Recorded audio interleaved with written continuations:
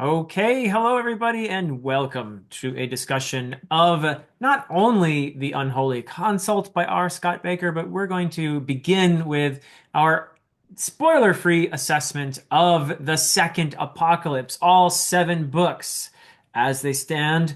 And I'm going to ask my good friend Joanna. Hello, Joanna. Thank you so much for joining me here, and you've been my companion through this journey, this crazy journey that is the second apocalypse. So I'm going to ask you to begin our discussion just by giving us what do you think of the series as a whole, the second apocalypse, going all the way back to Prince of Nothing, the initial trilogy, and then of course we've been hammering away here at Aspect Emperor, and we're now done. But for anyone out there who might want to just hear our thoughts on the series as a whole, whether or not maybe they want to read it, that kind of thing, what are your feelings about the second apocalypse? Oh, thank you so much for having me, Philip. I have a lot of different thoughts about the second apocalypse. I think, overall more positive on the series than you are, is what I'm guessing. I have a Although lot of I feel, positives too, but oh yeah. yeah, although I do feel like we have some similar thoughts about how we'd rank the books if we were to do that. Um, so for me, I'm mostly positive about this series, even though I find the complexity of it a little bit much for me at times. There were certainly things, especially in this last book, that were hard for me to wrap my head around, that I had to go back and reread, and that I feel like I could even benefit from another reread to fully grasp everything that was going on, magic wise and lore wise. But at the same time, I I guess my feelings stay firm even since book one in the second apocalypse, which is that I feel like Baker is a master when it comes to prose. I feel as though he just has a way with words. He has a way of inserting so many quotable lines in the flow of his writing.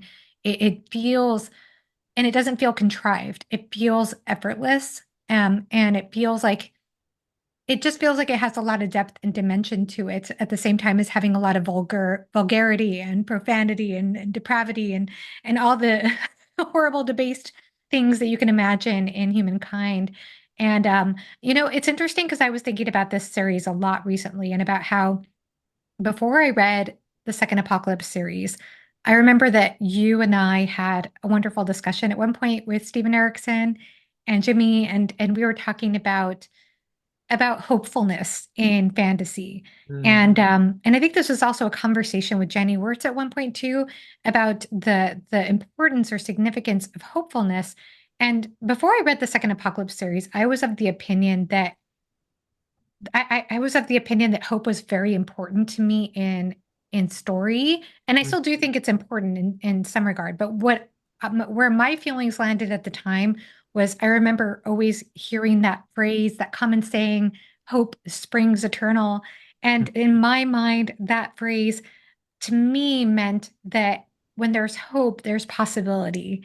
And one of the things that I love about fantasy is the wonder it evokes, the possibility, the dimension, and that if you squash hope, if you take away hope, then I always equated that with a loss of dimension and a loss of possibility, and then thwarting the wonder that I seek when I read fantasy.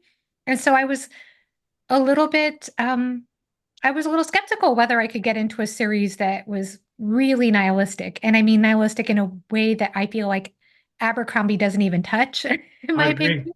Yeah. Um, and so the difference is with Abercrombie's, even though Abercrombie's called grimdark and all that, the difference is in the First Law world, we're given a world that is very indifferent. It's very indifferent. Characters are flawed, and you see how their flaws cycle in their behavior. And they do change, but there are still cyclical ways in which they behave. And but for the most part, I would say the world is just indifferent. It's just indifferent. Whereas in this world, I feel like it's truly nihilistic. Like it feels like the forces of the world, the magic, the universe as a whole is a pretty dark place. And what surprised me about the Second Apocalypse series was that despite the lack of hope, I found I feel like that's almost too simple to say that because I feel like there are still pretty intense, heartfelt moments between characters and powerful displays of connection that you could still see little glimmers of light here and there in the darkness. And I found the darkness, the dimension to the series and to the world building and to the tragic elements so compelling. Hmm. And despite what I had thought previous to reading this series, I find that this series does have a lot of depth. Whereas, like I said before, I think my misconception was that a story that lacks hope is just going to be flat, and it's not. I don't find that to be the case in the second apocalypse. And I really do attribute that not only to the incredible world building that Baker did, because even from the first book, I feel like he did a lot of work with this world, making it feel very realized, very lived in, and also indicated by the incredible glossaries, encyclopedic sections that you get at the end of the series, both series, that is. But I also feel as though he put a lot into the psychology of the characters and into the themes, and I really appreciate that. There's so much more I could say, but go ahead and Oh, respond to that. I'd love to hear your thoughts now. I think you said a lot of great things there. First of all, I think everything I'm going to say today needs to be prefaced by the fact that Baker originally intended to write a third part, that this was originally going to be a trilogy, and the No God was going to be the third part of this trilogy. Now, of course, the first part of the trilogy turned into three books, a trilogy itself, which is the Prince of Nothing trilogy. The second part turned into four books, the Aspect Emperor series. And I've heard that Baker may have thought that the No God would be a duology, but it has not happened. And as it stands, this is the end of the series. So I want to say that because it is possible that Baker will write two more books that will completely upend everything I have to say, It's true. which would be fine with me, because I'm not satisfied by the ending in any way whatsoever. But I'm going to speak about this as if this really is the ending, because this is all we have. And I've heard all, who knows? Only Baker really knows if we're ever going to see the other two books. I certainly don't know, but I'm going to pretend that this is actually the ending for now. And if he comes out with those other books, then I'll be very happy to revise what I'm saying today. But so all of that said, I agree with pretty much everything you said. This series has incredible depth. Baker is a fantastic writer. His prose is among the very best. And the series has depth in terms of the world building and the character psychology, the philosophical themes explored. There's just a lot of really great things to say about this. You mentioned the word nihilism. I don't think that's necessarily wrong.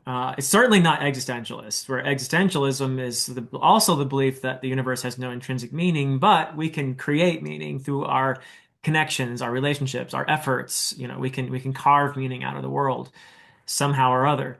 Nihilism is no, there is no meaning whatsoever. Whatever you do doesn't matter.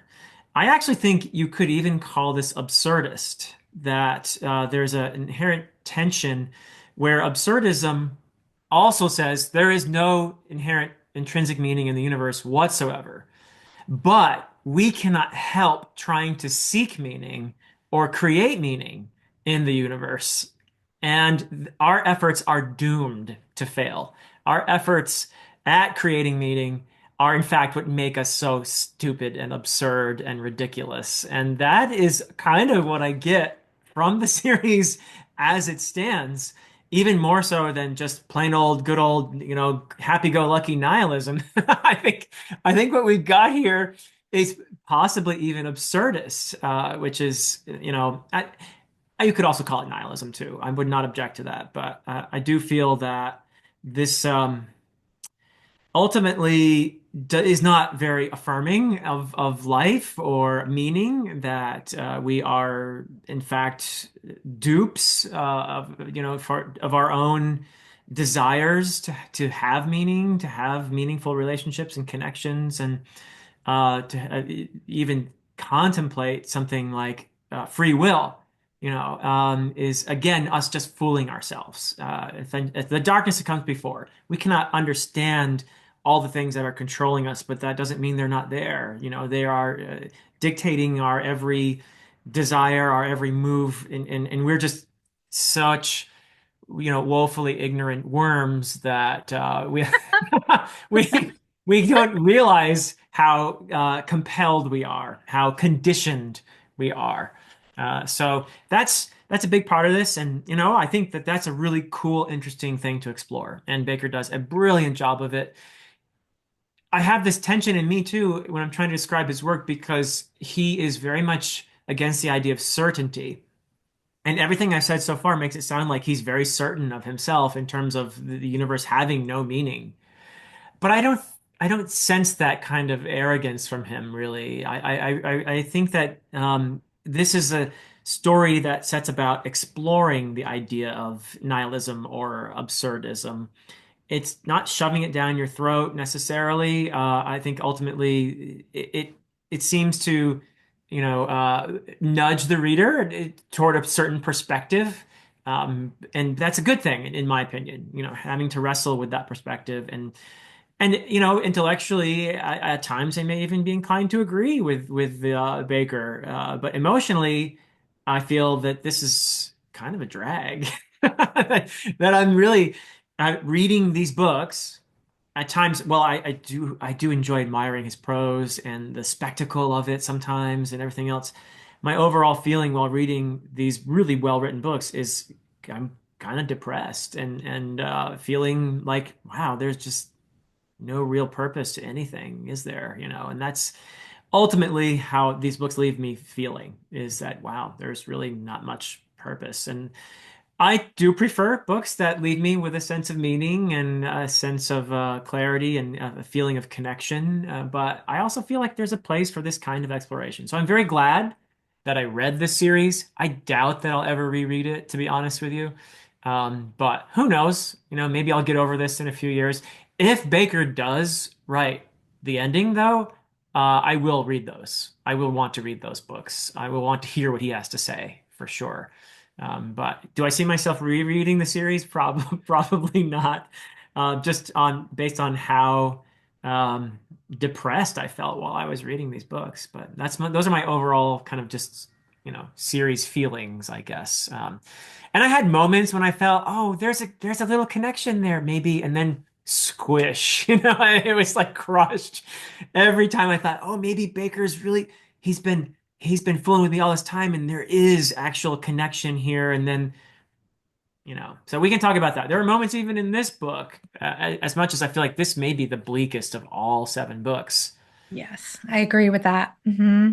There are Yeah. moments in this one, maybe where I was like, there's a glimmer of something there, but then no, the way at least as it stands now, because there are certain events, very heroic events, that because of the way this ends, are devoid of meaning. Devoid of meaning.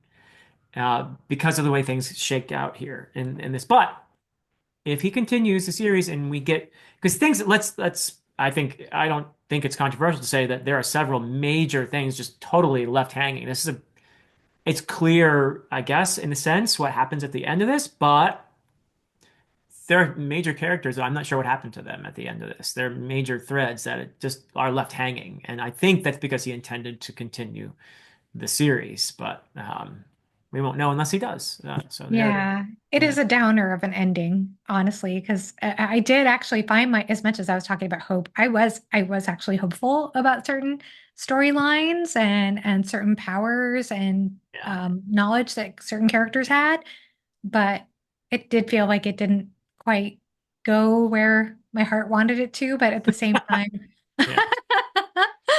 at the same time, I'm still pretty impressed with the drama of it. I'm Oh yeah. impressed with Yeah. like there was just such an incredible climax to this book, in my opinion. Like I Yeah. felt like a wave of excitement, and then like, oh no, this, and then excited again, and then no, this. Just so Mhm. many intense, dramatic moments. And despite how flawed some of these characters are, that you end up kind of rooting for, I still rooted for them. Like there were Yeah. still characters in this story, in this series, that I rooted for. And I have to say this because just thinking back on our discussions of the first trilogy, I feel like I feel like the female characters were so much better in this quartet than the first trilogy, in I my totally opinion. agree. Yeah. So much better. So I feel like a lot of the issues that people might have had with that first trilogy, which I completely understand, I think it's understandable to have uh certain criticisms or to be questioning certain things, certain decisions. Um, Even though I understand Baker's intent with that first trilogy, but I understand, I don't know, there's a lot to question there, which we talked about a lot in depth in our discussions. Yeah. I feel as though, man, in this series, he just leveled up all the female characters for me. Um, and I have to say, like, I think you and I are in agreement. Like, my favorite book is The White Luck Warrior, which is the Yes. second book in this quartet. I Mhm. loved The Judging Eye. And then Yes. second favorite is The White Luck Warrior. Um, and then I would say the last two are kind of on equal level for me. I don't know. I don't know. I have I to would say triple. well, you finish your thoughts and then I'll say what I think. Oh But yeah, yeah. I mean, I totally get feeling disappointed with how it ended in some ways, but uh yeah, I don't know. I have some conflicted feelings about that, but I do feel like if you look at book two in this quartet, that second book actually leaves off on kind of a high note. Like mhm. it actually has some as triumphant as you're going to get for Baker, in my opinion, in that book. So I loved it. I loved that particular book the Yeah. most. Go ahead. I do agree. The White Luck Warrior is my favorite of all seven, and Hmm. The Judging Eye is probably a close second. Hmm. This is my least favorite, Yeah. and it's because of two things. One, mainly actually, the first 150 pages were just too much rolling in the muck and the putrescence and the just it was I will we talked spoilers in a moment here, but the first 150 pages were almost intolerable for me.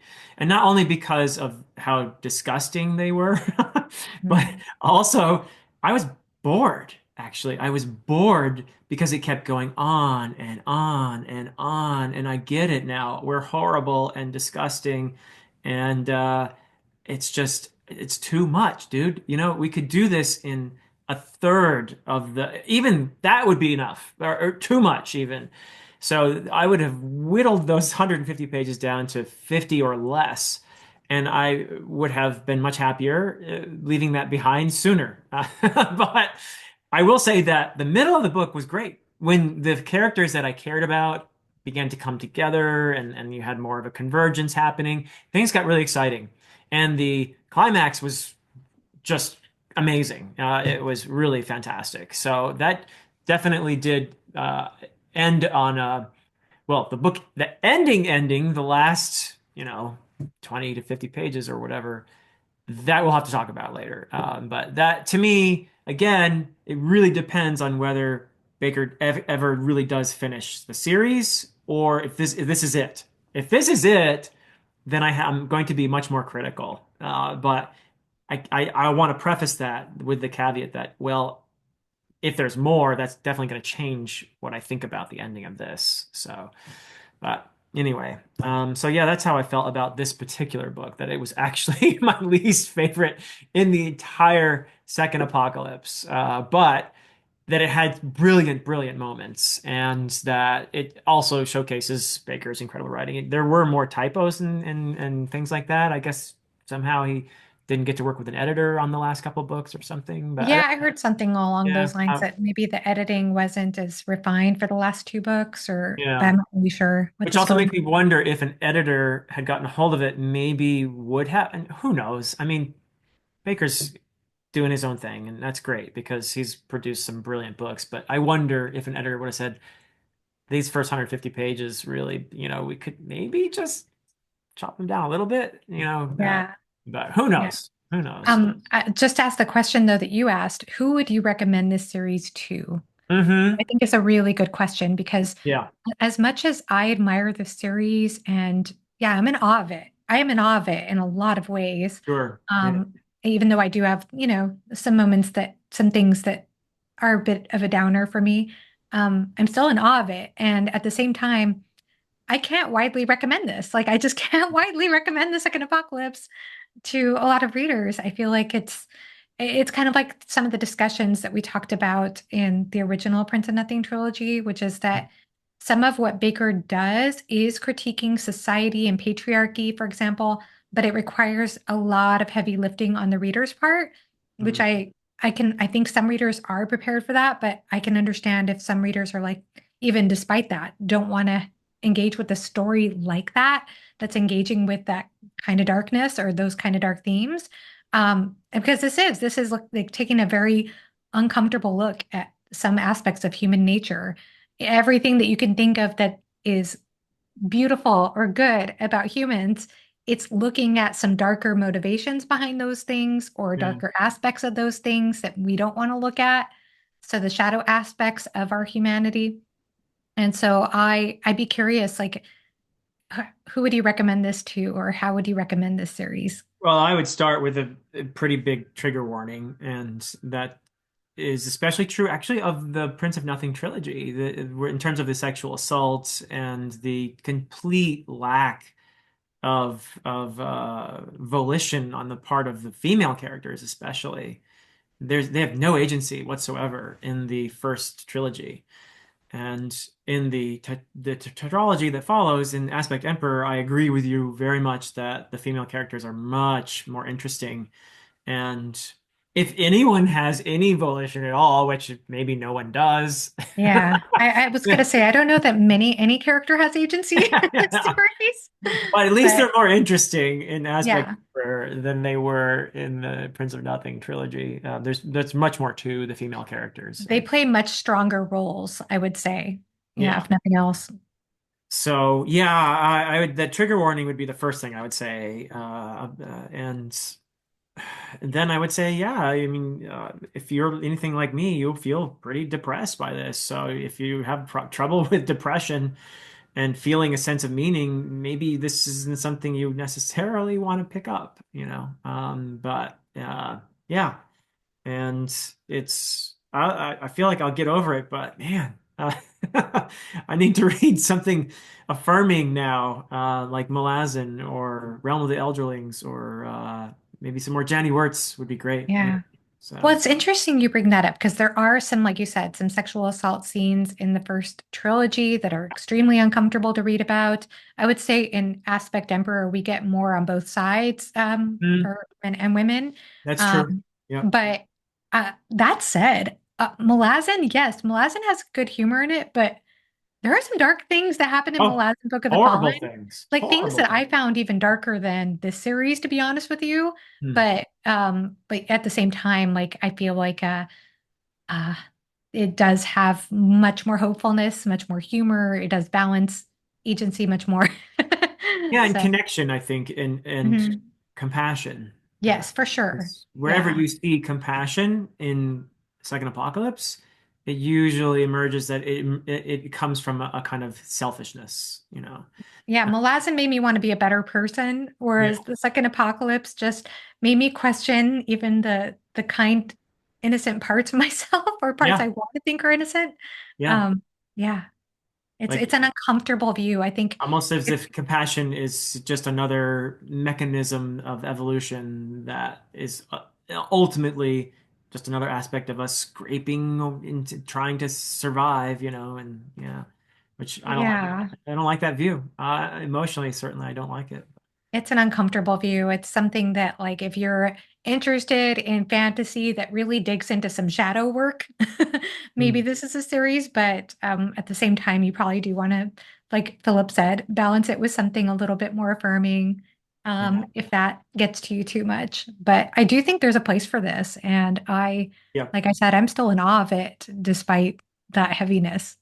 Yeah, yeah. Okay. Well, we agree on that. So I think we're ready to jump into the Unholy Consult. Spoilers, this is your warning. If you're someone who's listened to us this far and thinking about reading the series, we are now going to talk about major, major, major spoilers for the series. So thank you for listening so far, and let's get into the Unholy Consult. And there are certain characters that, as I alluded to earlier, there's a big convergence that happens here. But we should probably, the easiest way to go about this is talk by character, some of the major ones, the ones that I actually cared about, because there are lots of characters who end up being named just spontaneously in the middle of a battle. Then so and so died with a spear through his eye, and blah, blah, and I'm like, who was he? I don't know. So, but there are characters that we care about, and yeah, I don't know. We maybe also could talk about those first 150 pages or so if you want, because I hated them, but maybe you had a different feeling about those, where basically it's just it's the meat. We got to talk about the meat, I guess, right? Which is so funny because you're a vegetarian and I'm a vegan. So Yep, yep. And I'm frustrating so those things. glad that I'm a vegetarian. Yeah. So yeah, what did you think of the meat and the influence of it on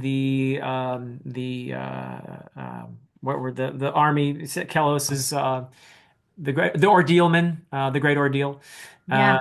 so what did you think of all the ways in which they become more and more depraved, and ultimately Proyas is convinced that he has to lead them into these depravities in order to hone them into the weapon that Kalhus needs them to be, to actually go as far as eating their leprous colleagues who who went through, you know, the nuclear weapon in the previous book, and basically they were losing their hair and their teeth and then it gets really awful, and there's The just all scalded, is it the scalded is what they were called or something? scalded. Yeah. Okay. So Yeah. that whole bit where this is all the whole way you're thinking, oh, it's all part of Kellis's plan, and poor Proyas is thinking this is what he's supposed to do, and he's even eats the one guy who led the Scalded.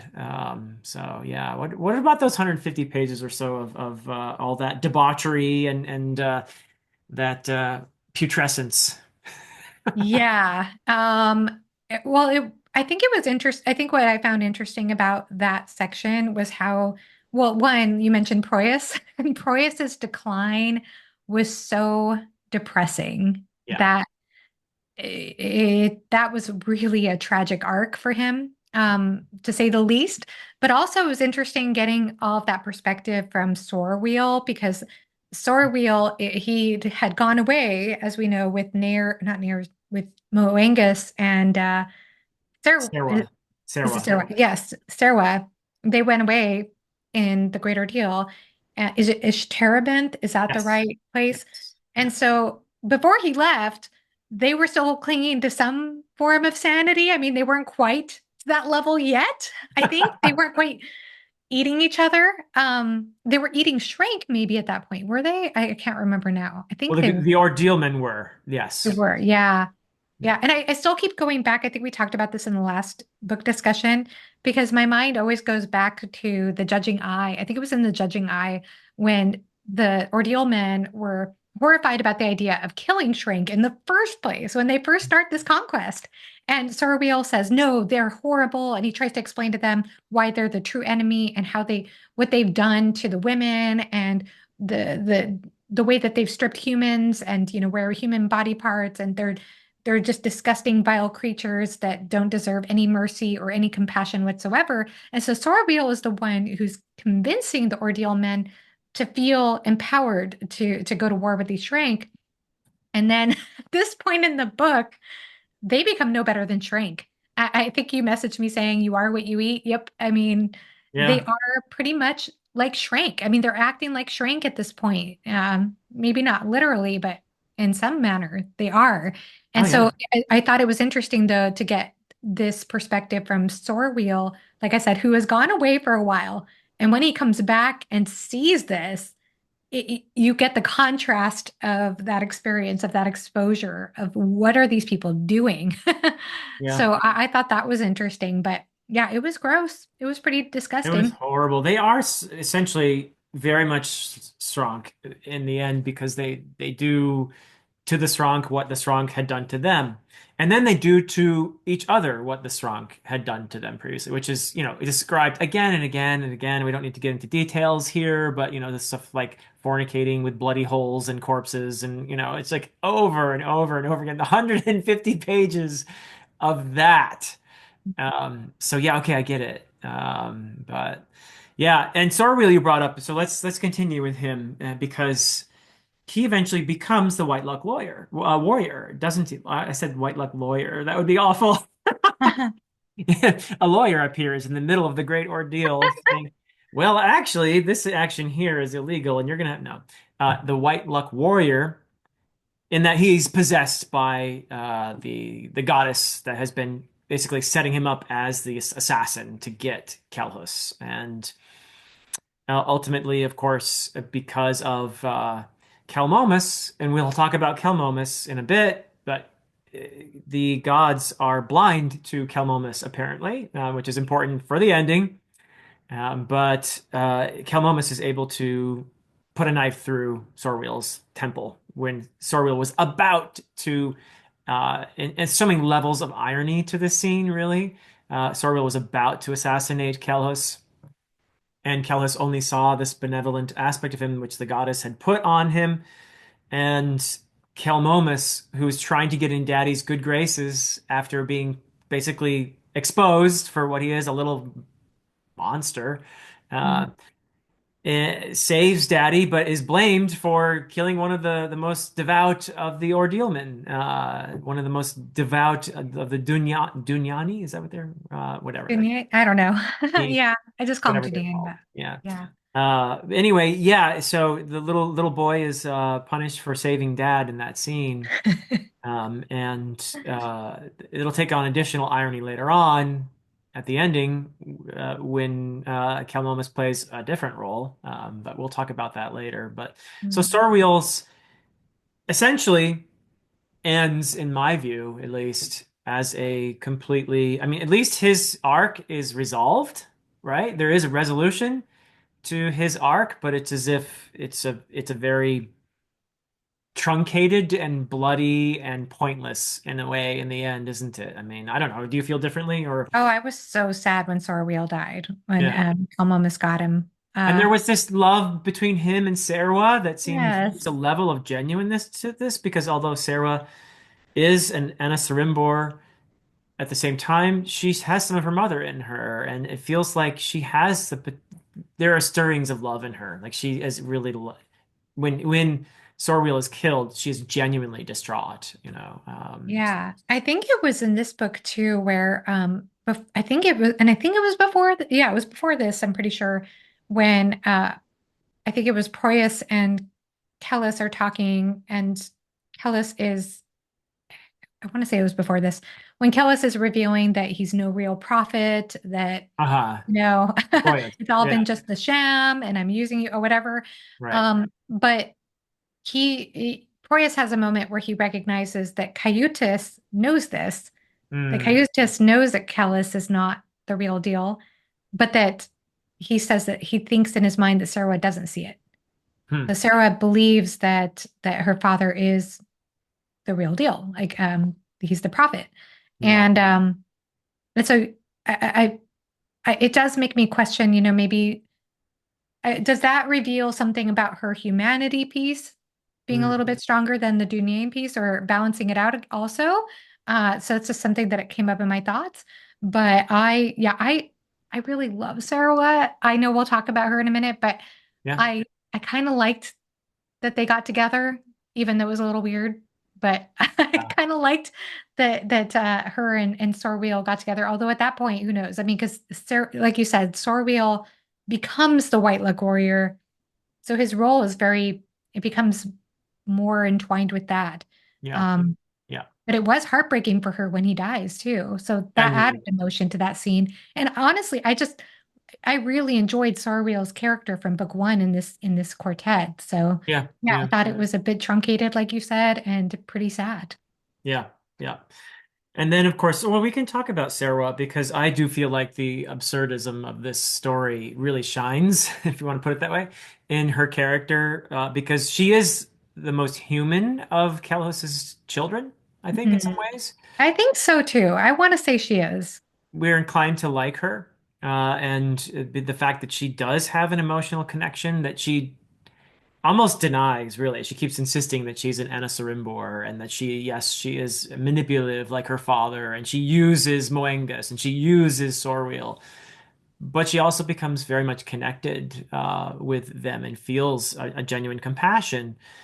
And ultimately, she is, I think, set up as a kind of heroic figure that we can root for in a big way. Like in that scene when she fights against that dragon that is guarding this gate that they have to get through this barricade, they have to get through to help Kellis. Like she believes in her father. And all the time, she really shouldn't have actually. Like he's not what he is, a liar. He is a fraud, and we'll talk about Kelhus as well. Yeah. But she's a believer in a sense, isn't she? And she is made to seem in the end, at least as this stands, absurd for that. Because what is the ultimate resolution to that whole thing? Yes, she seems to have defeated all those Srank or Ursrank that were ranged against her with the Korai, and she also defeats the dragon, but it serves no purpose whatsoever. No Mm, purpose. They get through the gate and it just ends there. That mm, just ends there. And we do see Cayutas come out with her in his arms. We don't know if she's alive or not at that point. hmm. She doesn't look very good, Disfigured, and I think disfigured, her and hand is gone. Is that right? Or that's am right, I? because the one of the Korai got her hand. Mhm. But she seems to have given everything for this mission in order to help her father, whom she believed in, or at least she believed in his mission. Maybe she understood to some degree what he was too, but she believed in his mission at least, right? Yeah. In whatever it was that Kelhus kept calling it, the thousandfold thought or whatever. She believes in this, okay? But she's made to basically the sacrifice is pointless in the end.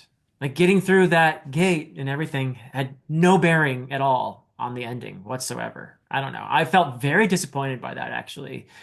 And again, maybe Baker does something with her in if she's alive, in if he ever writes this series. But as it stands, I feel like wow, that is just really sad that you have this character who overcomes her Dunyan programming, has some emotional connection, gives everything in order to help the cause, and it really is all just pointless. Well, I mean, I think that also raises a question too. Are somebody's deeds pointless if it doesn't show up as a positive ending at the end of a fantasy book? You Yeah, know? yeah. That's something I question a lot. And I guess Hmm. that's kind of a more existential way of looking at life, but Well, that's the unwitnessed thing in Malazan, right? exactly. Yeah. Yeah. I mean, that's part of one of the reasons I adore Malazan so much. Like one of the many, but but I still love her arc. I still love that character.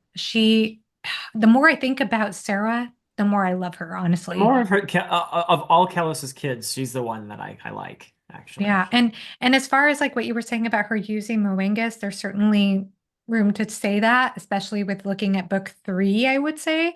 But she does tell or explain to Sorwheel when she pushes Moengus off that cliff, she was trying to help him out. She was trying to save him because she says that Ishtarabin broke him essentially.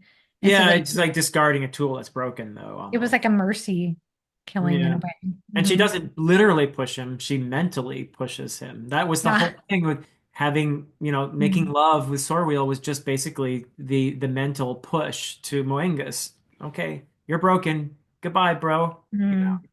Yeah. And that But makes you Sorwheel, of course, is just a tool as well there. I still think she cared about Sortwheel. I don't know if I I do could too. be I do wrong, too. but Yeah. I still felt like there was something there.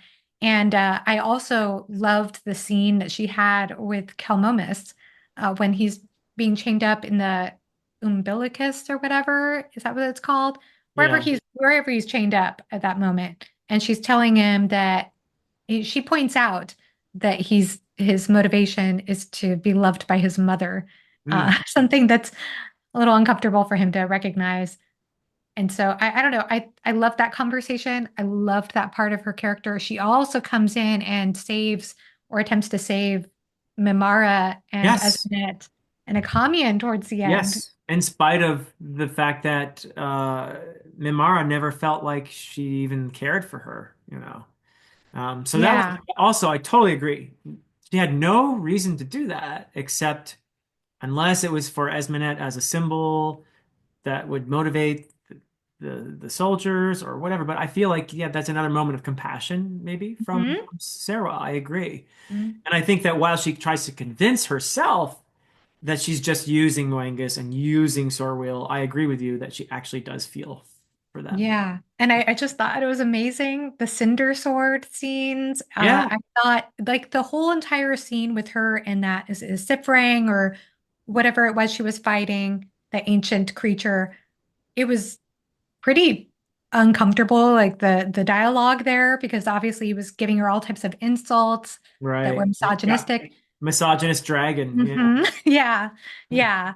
And I thought it was, I guess this leads to that absurdist tragedy that you were talking about, because uh, during that fight, she kept on having these insights. Oh, this must be what father felt like, or this must be what all these insights about what it was to be Kellis, Right. or what her father uh, insights about her father during those scenes.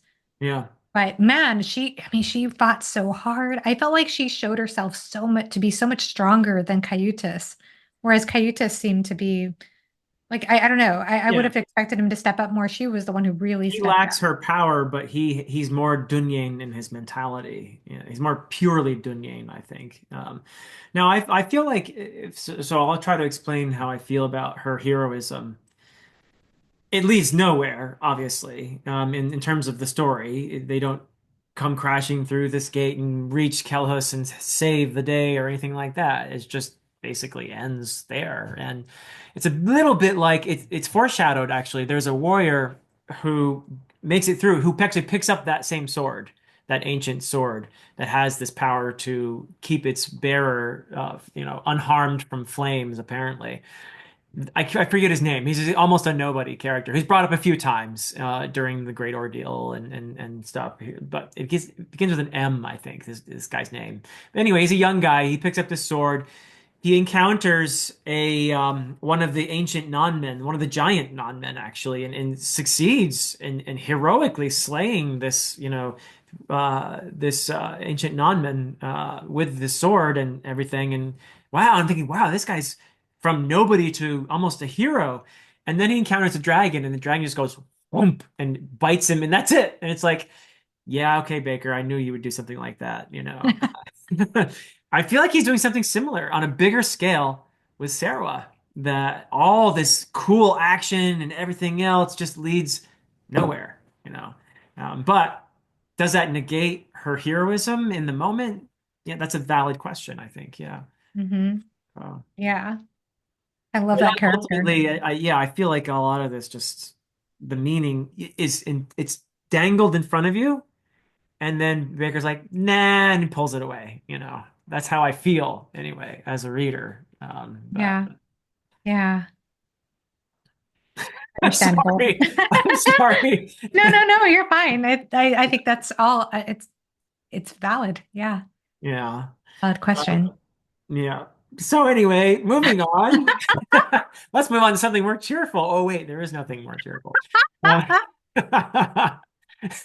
so I guess we could talk about. We brought up Mimara. Let's bring up. Let's deal with Mimara and Akamian, and they end up together. So Esmanet maybe as well. I thought it was brilliant the way Baker did the parallel birthing stuff along with the battle at Golgotha. That was just so well done. You had Yes. these two, extremely tense, and there's a birth happening, and there's even to the point where he talks about the birth canal, and then there's this place in Golgotha literally called the canal. And Ah, very yeah, smart. Nice observation there. yeah. I Yeah. mean, just really brilliant stuff, Breaker. I have to Mm, bow take my hat off to you for that, because just that ratcheting up where this book shines actually is in the ratcheting up part of it, right? yes. Yeah, where the Agree. convergence happens. So Esminet and Mimara and Akamian, where I feel like Mimara was the one character where I kept having this most kind of hope, Me please, too. hope, Yes. please, you know, and Yes. then what do you Mhm. think? Oh, no, same thing. Especially as like I think we talked briefly before this. So I don't think we said it here in the discussion, how she doesn't understand in the beginning of this book why Kellis is allowing her to live. And he says something about how she's his blind spot. And I Mhm. thought, oh, this is going to go in our favor. Uh, Mimara as well, having the judging eye. So I was like thinking the women are going to be the heroes of this story. And we Yeah, saw what Sarah did, and yeah. they were pretty awesome. Like the women were amazing in this book. But yeah, it's it didn't really work out at the end, which is No. so sad. But yeah, I was really worried for Mimara. Sorry, were we talking about Mimara or Esmenet? I forgot. Any of them? Yeah, all three. Let's do all three. Yeah. Yeah, I was scared for poor Mimara being pregnant, and then we find out she was pregnant with twins. Yeah. It was One of pretty which dies. significant. Yeah, it was pretty significant to me too. I can't remember which one died, but I know there was a son. Was it the son, the one that lived? The son was lived, and I don't know the others Gender? sex or Yeah, or gender. Yeah, sex. that's not Mm, clear. yeah. So yeah, I thought that was a pretty intense moment, especially because I feel like the theme of fathers and sons comes up quite a bit in this series. There's even Mm, a powerful quote about that. When to be There's a a man was to be a son, was to shoulder the burden of kin. And let's see, I can't even read my own writing here. mm, Something and history most of all. To be a man was to be true to who you were. So I feel mm. like there's just so much that's said about fathers and sons in the series, and so I felt like it was pretty symbolic that Akamian is receiving a son in that moment. But Yeah. I didn't think that Esmenet would live. I mean, sorry, that when Mamara would live. I do wonder if the Curie is what saved her in that moment. And I also was just I was mesmerized by that whole intersection of Akamian and Mamara and Esmenet, by the way, and the way that Esmenet quickly pieced together why Mamara was pregnant or who the father was, Yeah. and ended up sticking with them, and they Yeah. all kind of clung together towards the end. Because And they actually can love, it says, right? there's It's something something. about that. I mean, I know it's kind of dour, but there was something about that, right? That's where, yeah, tiny weeny bee.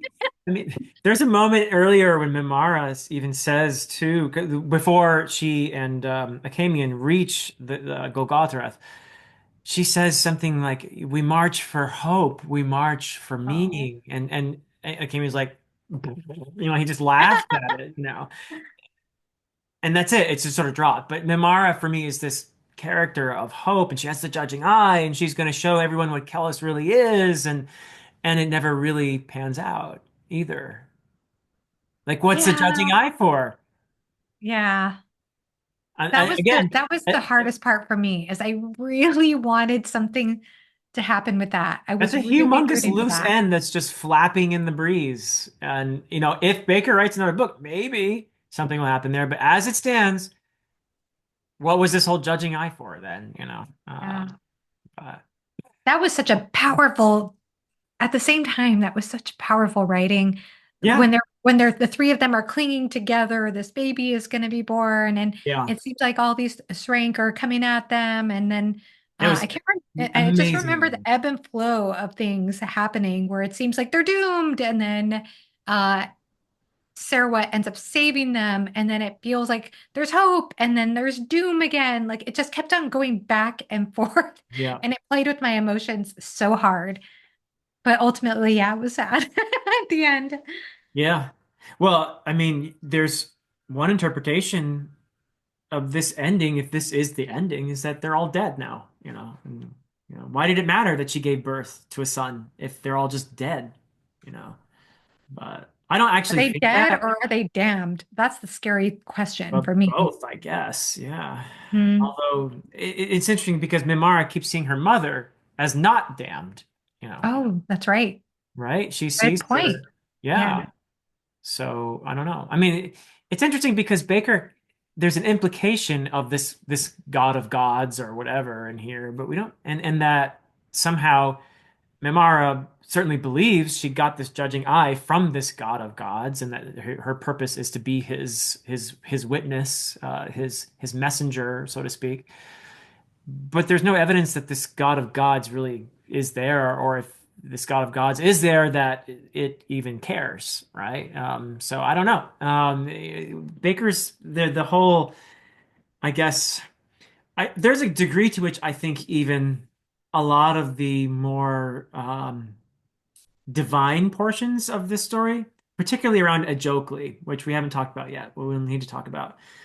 it's almost symbolic to me, that he's writing on a much more like symbolic, abstract level, and not so much a literal level when we're talking about Ajokli and who and or what Ajokli is, this trickster god, this demon, this devil, this satanic figure who is um, seemingly pulling all these strings, and we're all just puppets. I think if you were to think through what Baker's philosophy is, you could easily see that as more symbolic than literal. That a Jokely is maybe just life itself, right? That life is playing this prank on itself, that it is convincing itself that, as individuals, we are convinced that we matter, that we have, a narrative, we have a story, that we have an ego that actually is separate from everything else. But it's really just a kind of a joke. It's an absurd game. And a Jokely is that, maybe that's one level of looking at it, at least, I guess. But that's something we have to talk about in more depth. But first, Achamian, do you want to say anything about Achamian and Esmenet, or even more on Mimara before we move on? Um, I felt like it was a pretty powerful moment for Akamian to see Proyas in the state he was in. Mm, Heartbreaking. Heartbreaking. my son, he keeps Yeah. my son, even as his son is being born, right? Mm. Yeah, heartbreaking stuff. So there are moments of human connection here, particularly in the Achamian, Esmenet, Mimara, and even with you brought that up with Proyas. And Sarah as Mm. well. That make me feel like, or are they all just fooling themselves in these moments, or is there something really genuine there? And that's where I think it's ambiguous. Uh, Yeah, and I mean, I could be projecting, but I really did feel like there was genuine care there between all of them, despite the horrors. And in some ways, you could argue forgiveness too, which mm, is, yeah, something we would consider more hopeful. yeah. You see Acamian's long cherished dream coming. He sees it coming to fruition, and almost becomes a believer in Kelos at the end because he sees that the Oh unholy yeah. consult has been destroyed, except, well, it hasn't. It's another case of like, we'll talk about this more, but it seems like the thing about the unholy consult is it's very good at absorbing whatever is seeking to take over it or to attack it, and making it part of itself. So it's done that with the non-men, right? We knew that coming in here, that the non-men initially were against the Inkorai, but that many of the prominent non-men became part of the unholy consult, along with many of the human sorcerers or mages or whatever, the various schools. They also became part of the unholy consult. There's this pattern of various entities that are opposed to the unholy consult attacking it, maybe even seeming to gain some momentum, but ultimately not just succumbing, but becoming part of it, right? Yeah. And That's interesting. Yeah. with its techne and everything else, which of course turns out to be just a truncated version of like, technical or tech stuff, right? The nuclear Yeah. bomb in the previous book and all, it's like technology is the god or whatever, the ark, right? It seems to be a godlike entity. And it's an interesting statement I think Baker's making about how we humans, our relationship with technology. I think about this a lot now with AI Mm. and us surrounding ourselves with technology, and what are we sacrificing? What are we giving up in terms of our humanity as we more and more engage with our technical toys that are sort of taking over our lives? And it feels like the Ark is in somehow an embodiment of this to a much more enhanced degree. But there it is. It's this. It seems like this point that we're heading toward, almost, where we've given up our humanity and we bow down to the machine. I don't know. What did you think about all I that? did not think about AI when I thought about that, but Yeah. that's a really cool way to frame it. And Mm. that's a pretty scary way to see our future too, where that's going. Yeah. Yeah. That's really interesting though. I do feel like there are some parallels, like you said, with technology and with what Baker is doing with the techne and with the magic. The magic in this book, for me, that's been the hardest part for me to wrap my head around. I feel like Uh-huh. a lot of the magic, the hologram stuff that happens, the inverse room or golden room, what is it? I can't remember. I feel like that's Well, technology. The hologram was probably produced by, projected from some kind of a camera and simply and hmm, saw through it. interesting. That's a really interesting take. Yeah. Yeah. Yeah, it was just a bit abstract for me. Really interesting, by the way, getting the perspective of those scenes from Malawebi's eyes. Yes, that was a brilliant thing that Baker did too. Yeah. Because he couldn't give us Kalhus's perspective because that would give away the game earlier. So he gives us Malawebi's perspective as this hanging head on, attached to Kalhus's belt. Brilliant, brilliant. Yes, Yeah, I yeah, agree with that. yeah, Yeah. And getting his reactions, seeing it all, like that helped clarify a lot, seeing it from that perspective. But yeah, even though I felt like I said, some of this was a little bit hard for me to wrap my head around or feel totally grounded with what was going on. yeah, But yeah, I think it was pretty, that is really interesting. That's such an interesting point about technology playing a role when it comes to that. And yeah. of course, the decline of humanity in connection with that or in conjunction with that. Yeah.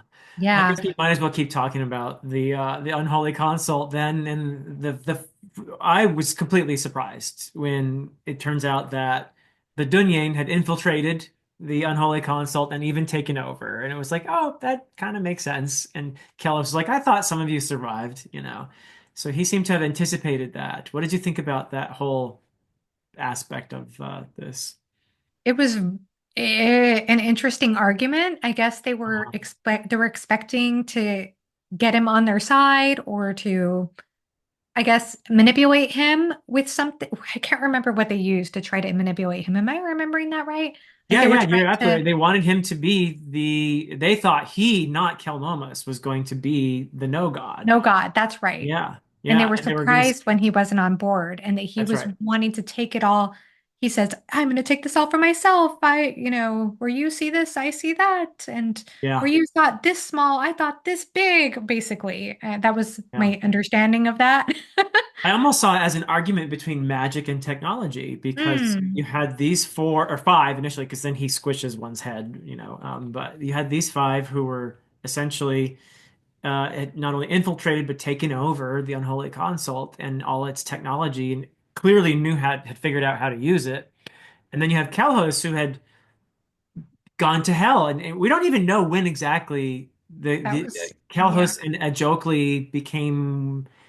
Did Ajokli possess Kalhos? Was it when he was on the Circumfix way back in Prince of Nothing? We don't really know, Could but be. That is one theory, apparently.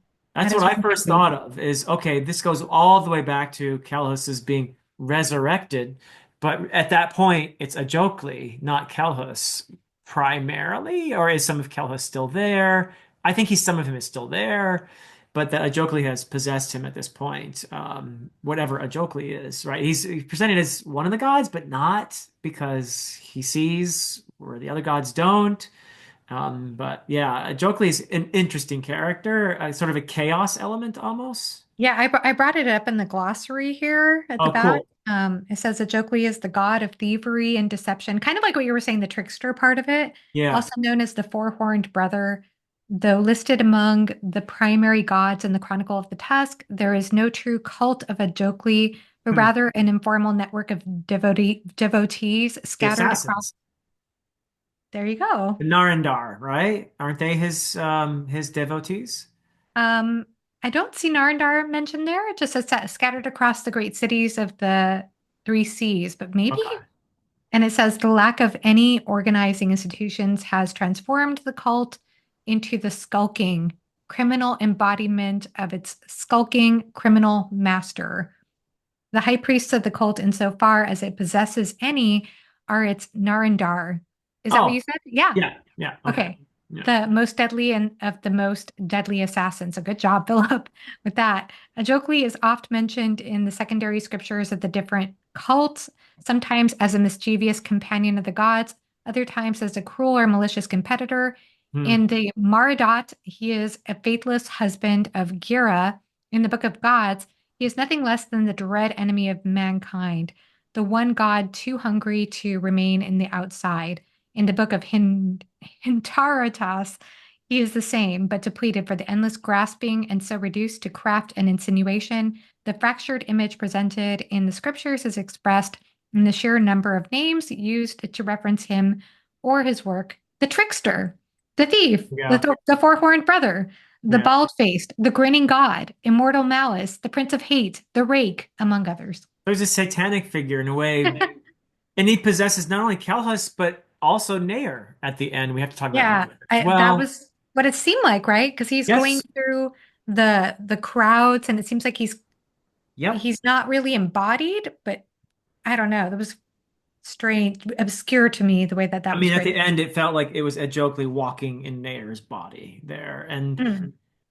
so this is where I feel like Ed Jokley is a metaphor for life as seen through this absurdist lens. That it's just life fooling itself, and there is no real meaning to any of it. It's just there, and it'll struggle, and it'll die, and it'll be darkness, and that'll be it. And there's no purpose or meaning. And a jokely is this joke's on us, I guess, right? That is such a good interpretation, Philip. I love it. Yeah, I don't know. That's how I felt anyway at the Yeah, end of this. no, Because I think that how makes a else lot could of a sense. Jokely be both Kalos and Nair and be everything else? It's like a Jokely was everything at the end almost. And Um, the whirlwind itself, that was a no god, right? Or that's kind of no god force? I'm not I sure. guess yeah, I don't know. Um, Again, I really would want to see what Baker does with this whole no God thing. All I know for sure is that inside that sarcophagus is what's left of Kelmomus, who has been made. He was stuffed in there by the four remaining Dunyain in order to resurrect the no God, which initially appeared as a projection of Kelhus in order to fool all of the great ordeal into thinking, oh, we won, and there's this moment when everything is, yay, we did it, and it was almost like the end of Monty Python and the Holy Grail, where you know what I mean?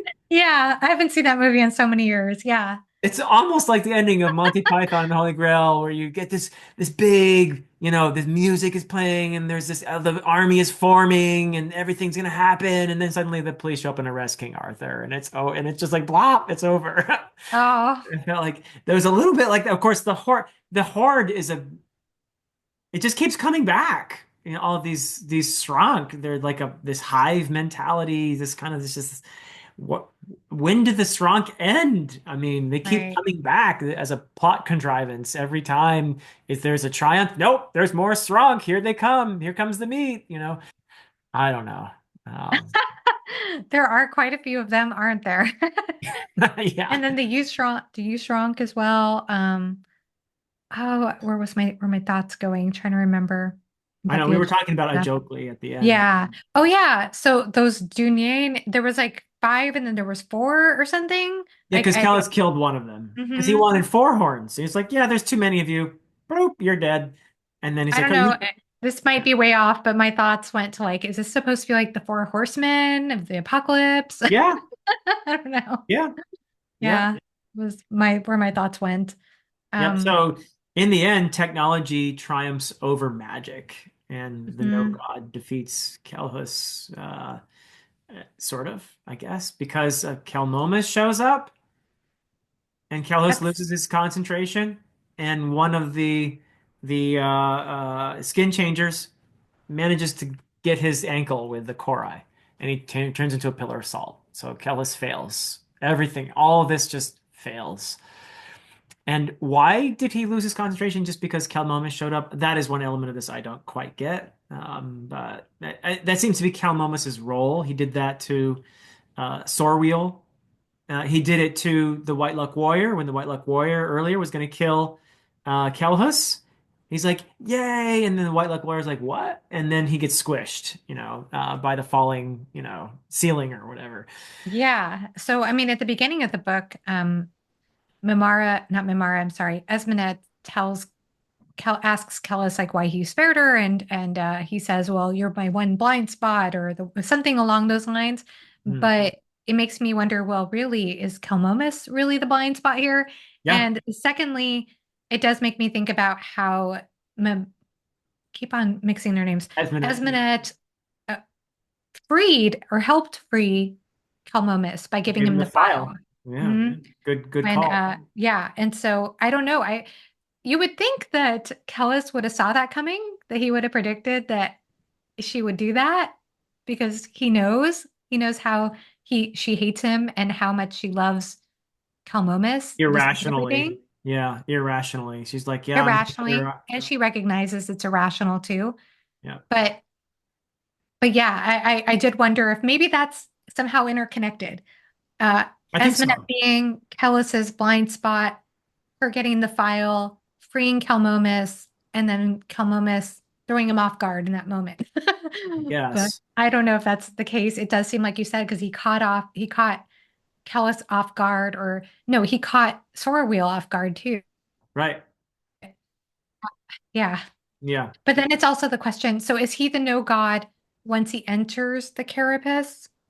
Is that when it starts, or is So that from before? the perspective of a divine timeless being, you could argue that Kelmomus was always the no god because there is no, it's eternal. Like that's his role here. And that's why he was this sort of loose cannon here. That's Mm. why he couldn't be perceived by the goddess when Sorwheel was going to kill Kelhus. That's why Kelmomus was able to do what he did and save his father in that moment. That's why maybe, as you said, he throws off Kelhus in that moment. That he, even before getting stuff into the sarcophagus, was Yeah. the prophesied no god that these Dunyain were waiting for. It wasn't Kelhus, it was Kelmomus. Which makes me like, oh, I hate this little worm kid so much. Like this kid, this is the one character I couldn't stand through the entire Aspect Emperor series, and he ends up being the no god. Of course, he's not really happy about it either. He's like screaming, like a little Mommy. piggy inside and saying, "Mommy!" What did you think, by the way, of the scene? I don't know if you have any thoughts about it. When Kellis tells Kelmomis that Kelmomis incorrectly believes Sarmamis, is it Sarmamis, his twin brother's voice, the whisperer, um, and Kelmo the speaker, and Right. that he's actually no one. Yeah. I wrote that weird, but I'm not the basic convinced there's anyone inside you. Yeah. Or any. right. Yeah. Yeah. Yeah. Yeah. Yeah, no, that was interesting. Again, maybe that's because he's the blind spot, because he's already the no god in a sense. In which case, once again, it feels to me like the truly like big forces in this story are not only just sort of evil, but that they're absurdist. Like there's no meaning to it all. Like, okay, so the big entities that turns out are calling the shots at the end here feel like Ejokli, who's got basically no, it seems like it's just a chaos kind of, I'm gonna do this whole life thing because it seems like that's just, I can have a little bit of fun along the way, but there's no real meaning to any of it at all. And the no god. And they may even be the same thing. Maybe Ajokli is the no god too. Maybe Ajokli is the arc. Maybe Ajokli is Hmm. all this stuff at the end. And again, as I said earlier, maybe it's just life toying around with itself, torturing itself for a period out of boredom.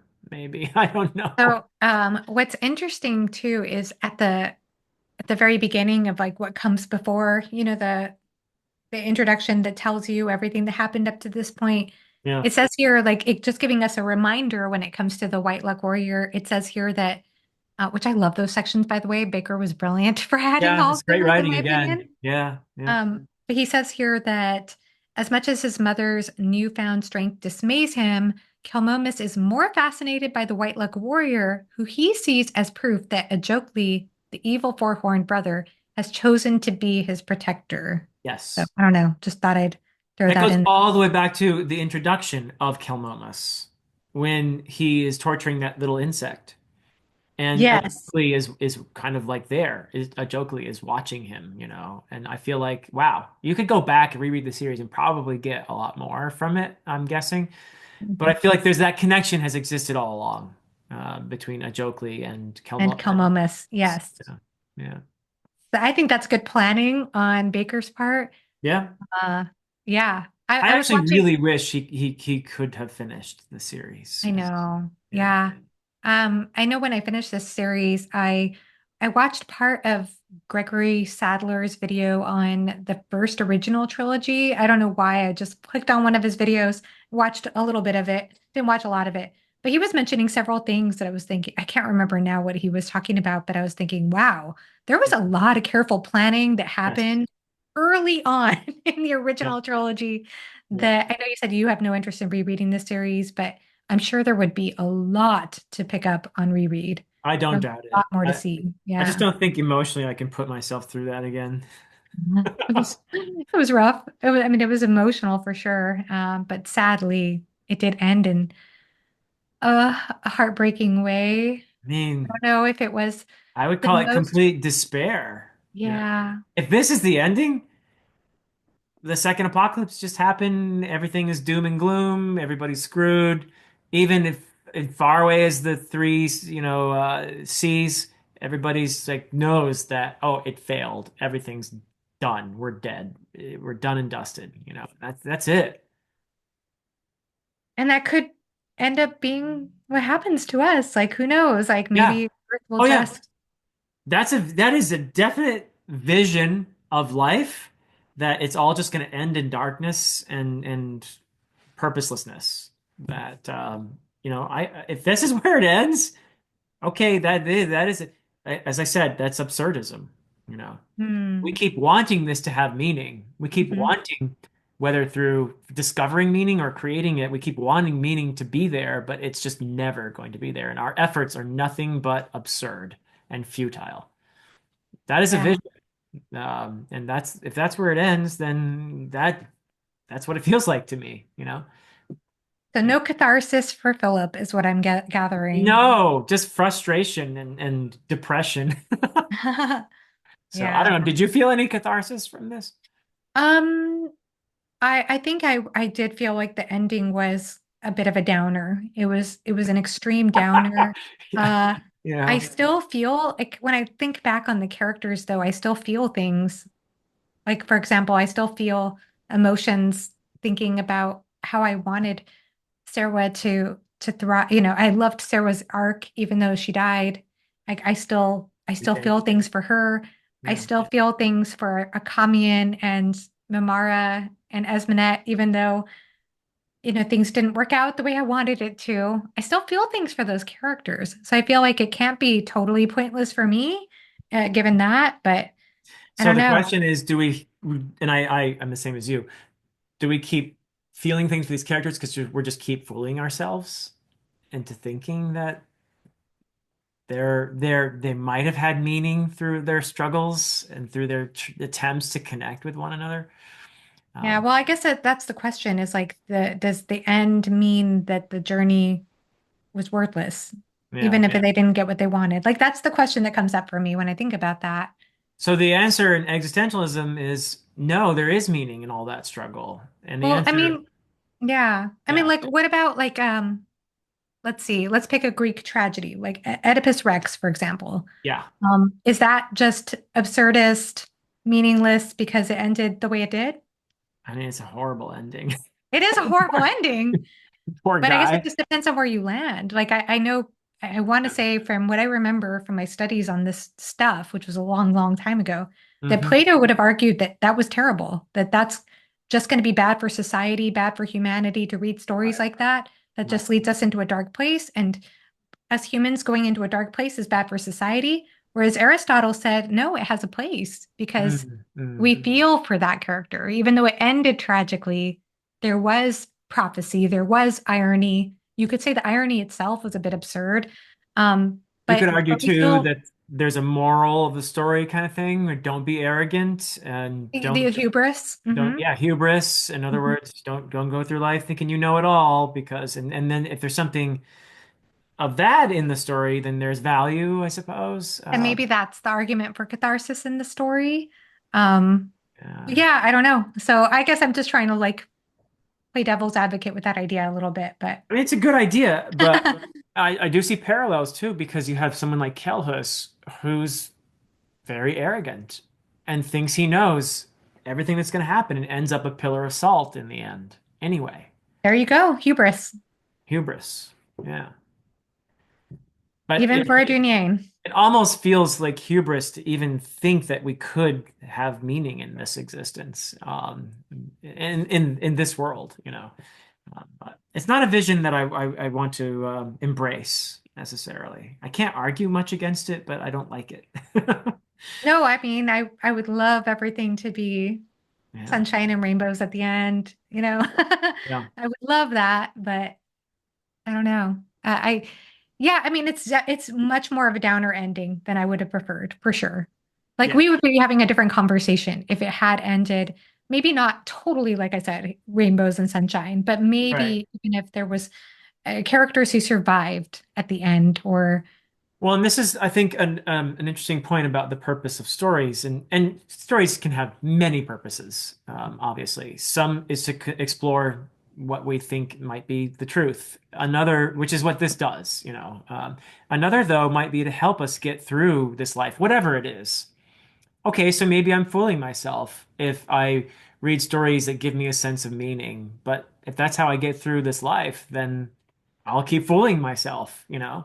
Uh, I'd rather fool myself and feel like there is some meaning in all this struggle than be depressed all the time and do nothing, right? And yeah, in the event that all this struggle can mean something, I don't want to give up. I want to, you know, try to muster as much courage and hope and as I can and make as many connections and practice compassion as much as I can. And hopefully, maybe there's some meaning in all of that.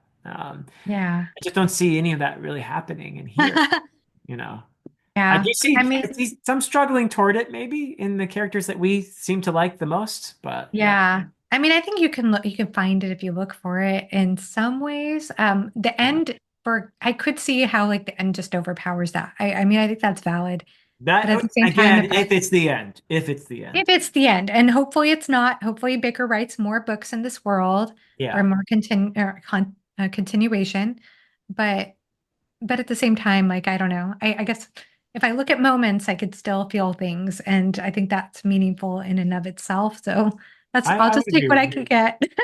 But I do, yeah. I mean, even though it did end in, like I said, in a sad way, I'm still in awe of it. I'm still in awe of Yeah. how it was written, how it was told, and everything that happened. Yeah, well said. And I will say that I don't regret reading it. I'm glad I read this series. I think I did learn a lot from reading Yeah, Baker's series, and I don't want to read it again. yeah. But if he does finish the series, I will definitely be among the first to pick up the ending, and I want to see the completion of his vision. And I hope that that happens. I really do. I'll be rooting for him for sure if he does decide to finish uh, with the last projected two books or whatever it is. I'll read them. And I just admire his writing a lot too. So yeah, I in that, do too. yeah, totally with you. So any last thoughts or you know, we didn't cover everything by any stretch of the Oh, imagination. I know. I apologize. I haven't, I finished this book in November last Yeah, year. long time ago. So it's Yeah. been a while for me. So, I should but apologize, not you. It took me a no. week to get to it. Oh, no, no, it's completely understandable. But I think I've said this before. It's not my personal goal with these kinds of discussions to try to cover every single plot point or everything. And I'm sure people can fill us in on their favorite moments that we didn't talk about in the comment section below. Yeah. But it's always a pleasure to discuss stories with you, Philip. And Yes. I'm so, so grateful that you invited me to discuss the series with you. So thank you so, so much for that. Well, that goes right back to you, my friend, and you made this series, which I would have loved anyway, and for some reasons, and hated for other reasons, but you made the whole journey much more meaningful as well, and I really appreciate that. So that's what we're all about here. So maybe we can construct some sense of meaning by at least talking about our lack of meaning. True. It's true. Oh gosh. Anyway, thank you so much, and thank you everybody for listening. I'll have a link to Joanna's channel. We've talked about all seven of these books. We initially started the series, The Prince of Nothing, with Raph and with Jimmy, and so I'll have in my Baker playlist. I'll have all the videos that are part of the series that are still there at least. But yeah, thank you for watching, and we will see you for the next discussion. Joanna and I are going to start reading the Dandelion Dynasty. So that's our next big buddy read, right? That's Um, right. Yes. so if you want to follow us along for that, we're going to start reading this month. I guess I'll pick up what's the first book? Grace of Grace of Kings. Kings. Yeah, and Hmm. you started it, I think, right? I already finished Grace of Kings, Oh but no, you're ahead of me that's again. what I just get nervous about falling behind. So I, Oh, well, when you're but reading with me, you don't have to worry too much about that. yeah, but I'm so excited to hear your thoughts on the Okay. Dandelion Dynasty.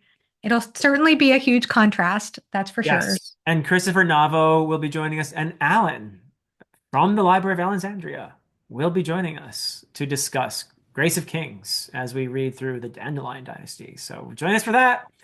But thanks everybody very much, and until next time.